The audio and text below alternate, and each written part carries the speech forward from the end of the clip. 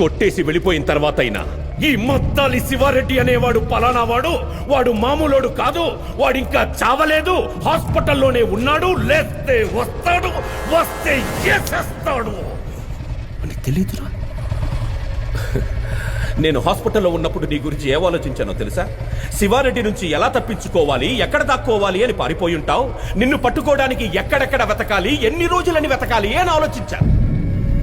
కానీ నువ్వేంట్రా, అసలు ఈ మద్దాలి శివారెడ్డి అనేవాడే నీ లైఫ్ లో లేనట్టు, వాడితో అసలు నీకేమీ జరగనట్టు హ్యాపీగా బైక్ వేసుకొని హైదరాబాద్ మొత్తం ఇంత నార్మల్ గా ఇంత కూల్ గా ఎలా తిరుగుతున్నావురా నువ్వు?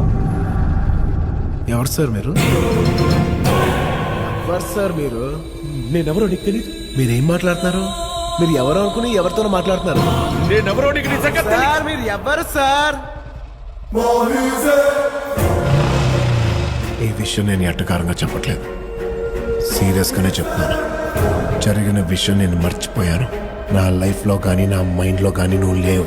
మా అన్నని చంపాలనుకున్న విషయం నేను మర్చిపోయాను, నువ్వు మర్చిపో.